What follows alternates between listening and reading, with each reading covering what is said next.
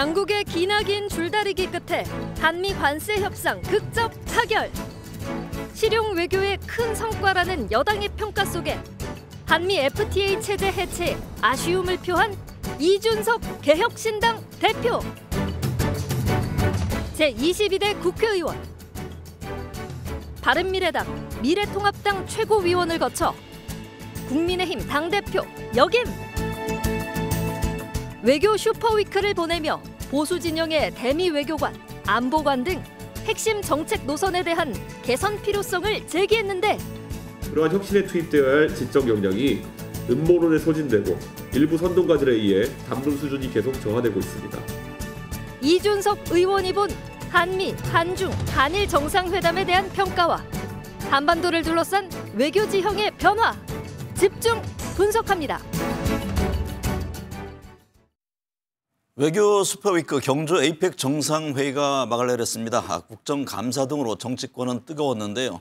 이준석 개혁신당 대표와 얘기 나눠보겠습니다. 이 대표님 안녕하십니까? 네, 안녕하십니까? 네, 경주 에이펙 정상회의를 계기로 한미, 한중, 한일 정상회담이 잇따라 진행됐습니다. 트럼프 미 대통령과 시진핑 중국 국가주석, 미중 정상회담도 열렸고요. 이번 에이펙 기간 중에 정상들 간의 만남 어떻게 보셨는지요?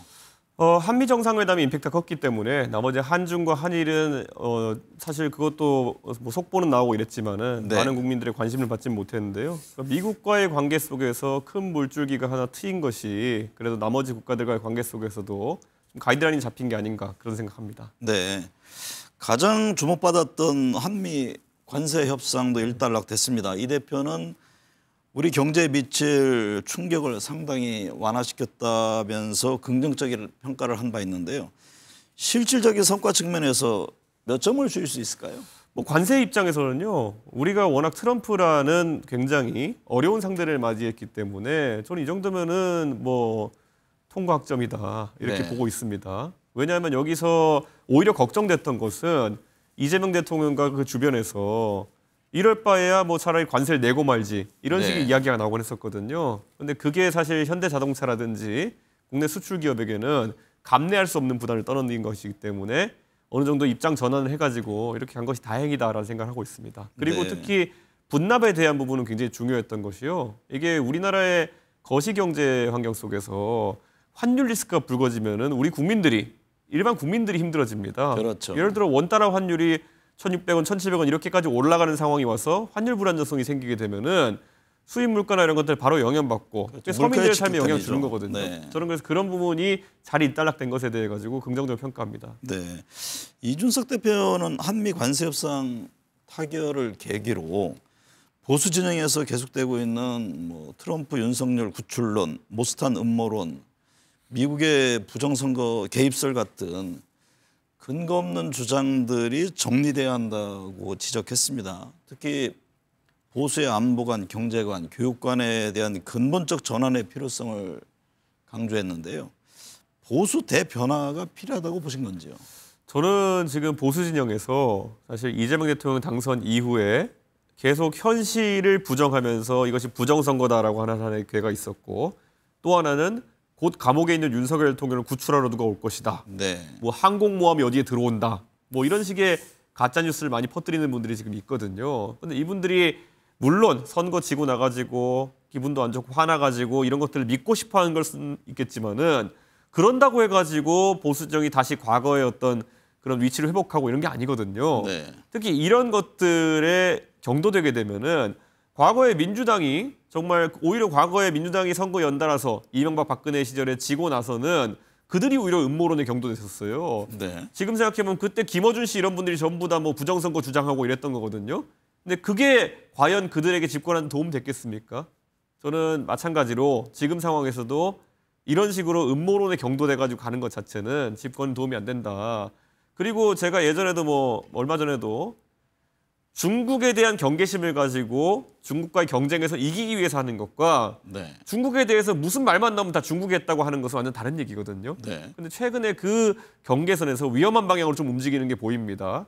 저 같은 경우에도 제가 항상 저는 하다못해 중국 대사를 만났을 때도요. 제가 국민의힘 대표였을 때 홍콩 문제 같은 데서 정확하게 지적하고 이거는 민주주의를 지키는 방향으로 해결돼야 된다. 이런 얘기를 했던 게 저인데 여기서 이제 십자가 밟기만 시키는 거죠. 밖에 나가가지고 공개적인 자리에서 중국 욕해봐라. 네. 욕 안 하면 너는 친중이다. 뭐 이런 네. 거. 이런 식의 저급한 논리로 가가지고 중국을 이기고 극복할 수 없다. 이거를 이제 저희 보수 진영에서 깨달아야 되는 거거든요. 좀 네. 걱정되는 부분이 있습니다. 네. 한미 관세 협상 세부의 합의가 이루어지면서 국회에서 비준 절차에 나설 것으로 보입니다. 민주당은 이제 속도전을 내세운 반면에 국민의힘은 정부의 면밀한 설명이 우선이라는 입장인데요.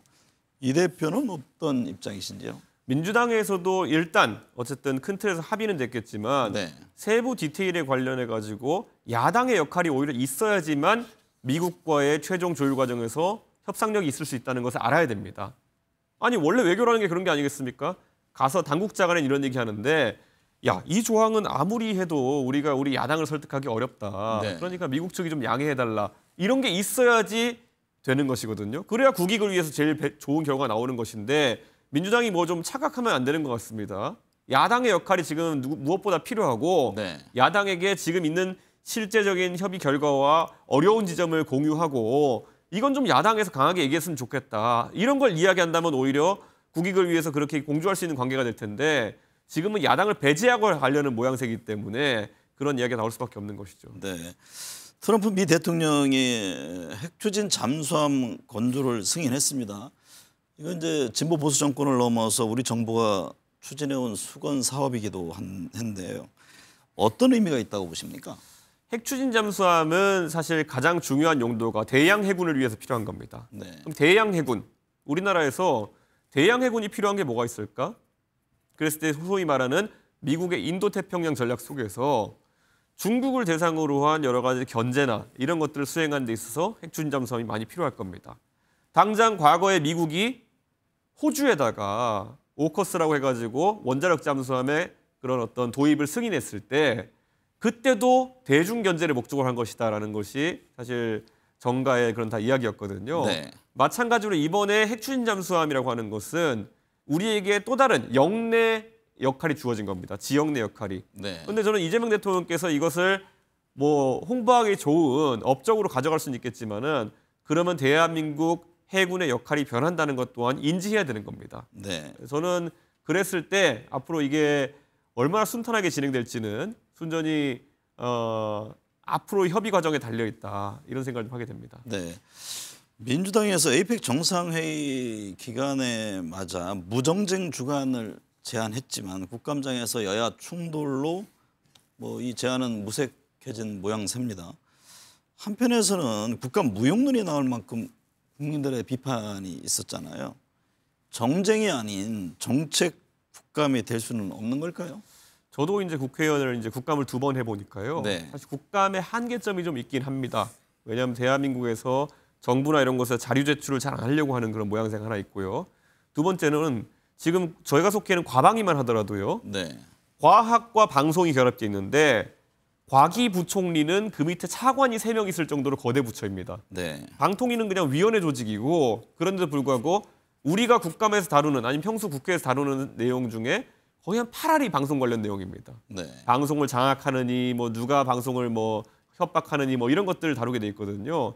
저는 상임위 구성부터 좀 바뀌어야 되지 않을까. 예를 들어 과학과 방송이 이렇게 결합돼 있다 그러면은 각 당에서 적어도 과학 기술에 대한 전문성을 가진 의원들이 더 많이 투입될 수 있도록 해야 되는데 이런 어떤 이진숙 최민희 대전 같이 돼버려 가지고 네. 결국에는 방송 제가 이 야당 쪽에 앉아가지고 여당 쪽 국회의원들 보면요. 그쪽에 한 10분 앉아 계신데 대여섯 분이 기자 출신입니다. 네. 예. 그러다 보니까 어쩔 수 없이 자꾸 방송 쪽으로 가게 되는 것인데 방송은 말 그대로 그렇게 생산적인 주제가 되기 어려운 측면이 있습니다. 네. 그래서 저는 이거는 여야의 국감에 대한 태도 문제가 좀 있다 이런 생각을 하게 됩니다. 네. 바이오로 코스피 4천 시대입니다. 코스피 5천 돌파에 대한 기대도 크고요. 이 의원님도 주식시장 관심 많으시잖아요. 네. 최근 국내 주식시장 흐름은 어떻게 보고 계세요? 아무래도 우리 시총의 상당 부분이 SK 하이닉스와 삼성전자이다 보니까 네. 반도체 부분에서 이 두 기업이 주가 상승, 종합주가지수 상승을 견인하고 있는 건 사실입니다.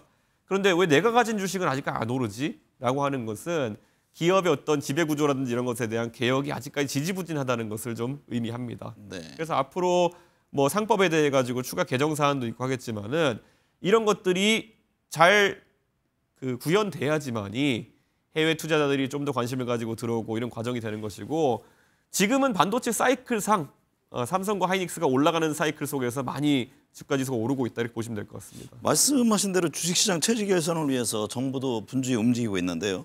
지금 3차 상법 개정안의 핵심은 자사주 소각 의무화인데 소각 예외 대상 또 유예 기간 이 의원들마다 각각 좀 입장이 다르던데 대한민국 자본시장 발전을 위해서 어떤 점이 중요하다고 보십니까? 그러니까 저는 결국 자사주 소각을 막기 위해 가지고는요. 자사 소각을 더 활성화시키기 위해 가지고는요. 경영권에 대한 지금 현재 경영진들의 불안감을 좀 없앨 필요가 있다. 지금 원래 자사주는 의결권이 없거든요. 네. 하지만 이 자사주는 언제든지 블록딜을 통해 가지고 우호적 지분 매수자에게 판매할 수 있기 때문에 사실상 경영권을 방어하는 역할도 할 수 있는 것이거든요.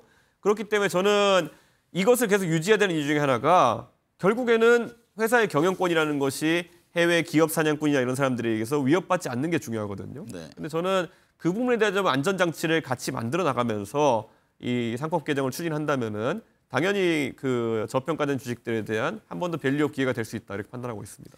이재명 정부 들어 지금 배임죄 폐지, 금산분리 완화, 특히 이제 고용의 경직성 문제에 대해서 살펴보고 있습니다. 대통령이 직접 이 문제에 대해서 언급하기도 했는데요. 정작 국민의힘은 배임죄 폐지에 반대 입장을 내기도 했거든요.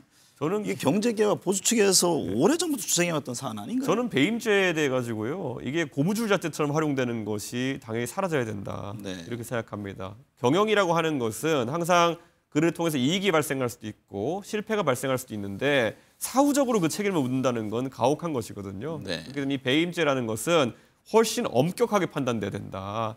폐지까지 이를지는 우리가 좀 더 구체적으로 봐야겠지만은 배임죄로 기업인들을 사실상 고무줄잣대로 처벌하는 것은 사라져야 된다. 지금 대한민국 근데 그렇다고 한다면요.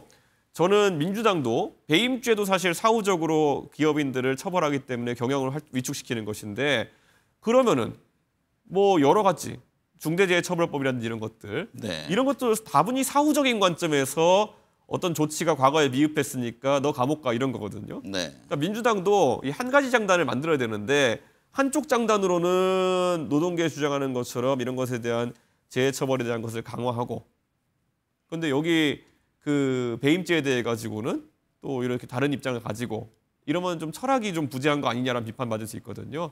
개혁신당 같은 경우에는 철저히 기업인들이 사후적으로 지적받아 가지고 뭐 원래 예방하기 어려운 책임들을 지는 것에 대해 가지고는 네. 반대합니다. 네. 내년 지방선거를 앞두고 각 정당이 지금 물밑 작업에 들어갔습니다. 이제 개혁신당의 움직임에도 관심이 쏠리고 있는데요. 대표로서 현재 어떤 준비를 하고 있는지 좀 계획을 듣고 싶습니다. 저희는 뭐 당연히 지금 보수 진영에 아까 제가 지적했던 것들 네. 그런 것들을 탈피한 모습을 보여드리기 위해서 노력할 것이고요. 두 번째로는 개혁신당의 지지층은 젊은 세대입니다. 네. 그중에서도 탄핵이라든지 이런 것들에 찬성하고 계엄에 대해서 반대했던 그런 어떤 민주주의에 대한 관심이 많은 그런 젊은 세대이기 때문에 이들이 선거에서 후보로 뛰고 정치의 주체가 될 수 있도록 하는 게 저희의 제1과제입니다. 그리고 그뿐만 아니라 신인분들이 정치에 참여해가지고 정말 적은 비용으로 정치에서 역할할 수 있는 그런 구조를 만드는 게 중요하거든요. 네. 저는 지금 이 방송을 보시는 분들 중에서도요. 정말 내가 이 지역을 위해서 봉사하고 싶다. 그럴 준비가 되어 있다. 이런 분들은 개혁신당이 준비해 나가는 그런 AI 기술 바탕으로 한 선거 캠페인 방법이라든지 아니면 뭐 이런 새로운 방식들을 이용해가지고 한번 정치 참여해보시는 것도 권장하고 싶습니다. 후보는 어떻게 어느 정도 좀 생각을 하고 있습니까? 저희는 우선 기초광역의원에 대해 가지고는요 대대적으로 이제 문호를 넓혀서 네. 12월 1월 중으로 저희가 공천 절차를 시작할 거고요. 네. 자치단체장 같은 경우에는 저희가 문의가 들어오고 있는데 아마 수도권을 중점으로 우선 선거 후보들 준비할 것 같습니다. 수도권 중심으로. 특히 젊은 세대가 많이 거주하는 경기 남부 지역과 제2기 신도시 같은 지역들에서 저희가 역할을 할 수 있도록 굉장히 준비하겠습니다. 네.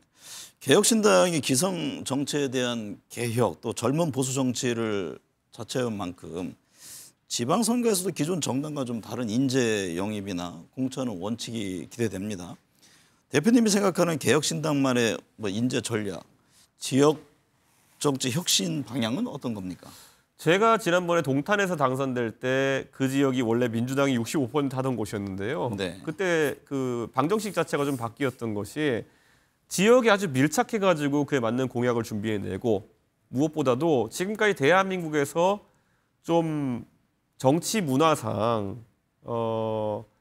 이공계 출신의 어떤 전략적이고 아니면 계량적인 이런 전술 전략 같은 것들이 많이 반영되지 않았었거든요. 네. 그런데 개혁신당은 어느 때보다 지금 선거를 준비하는 과정에서 통계를 바탕으로 해가지고 정확한 정책들을 내려가고 있습니다. 아까 제가 경기 남부의 신도시를 많이 얘기했는데요. 이곳들 네. 같은 경우에는 정책 수요가 굉장히 많습니다. 네. 그 당장 지역구 포함해서 말씀하신 거잖아요, 그죠? 당연하죠. 네. 교통 문제나 이런 것들 같은 경우에도요. 정치 논리에 따라서 지배될 것이 아닙니다. 지금 경기 남부의 수많은 분들이 광역교통망 문제에 있어가지고 지적하지만은 민주당은 이미 민주당이 잡은 곡이다. 경기 남부는. 네. 그래가지고 대책을 내지 않고 그러다가 지금 사실 동탄에서 일격을 당한 것처럼 경기 남부권, 어쩌면 경기 북부권, 경기 서부권까지 해가지고 지금 근교지로 밀려날 수밖에 없던 상황. 그런 주택 정책에 있어서도 밀려날 수밖에 없었던 젊은 세대에게 네. 하나의 정책적 희망을 주는 것이 또 개혁신당의 과제입니다.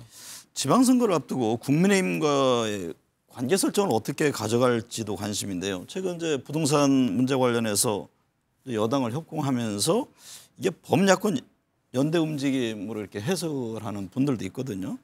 서울시장이라든가 주요 지역에서의 야권 연대는 어떤가요? 이번에 제가 그 장동혁 대표의 부동산 의혹에 대해 가지고 제가 좀 논리적으로 말이 안 되는 점을 지적했더니만은 뭐 혹자는 국민의힘이랑 같이 하려고 그러는 거 아니냐 이렇게 말씀하시는 그렇죠. 분도 있는데요. 저는 제 천성이 그냥 네. 비상식적인 얘기를 하는 사람을 보면은 당파를 가리지 않고 가만히 못 있습니다. 제가 부정선거 얘기하는 분들에 대해 가지고 제가 보수 진영에 있지만 끝없이 제가 논리적으로 반박을 제기하는 것처럼 민주당이 자신들의 부동산 실정을 가리기 위해 가지고 제1야당 대표에 대해 가지고 좀 어불성설격의 그런 지적을 하는 것에 대해서 제가 반대한 것이고요. 저는 국민의힘과는 큰 줄기상으로 지금 계엄과 탄핵에 대한 선명한 입장이라든지 이런 것 차이 나기 때문에 저희는 연대나 이런 것들을 지금 고려하지 않고 있고요.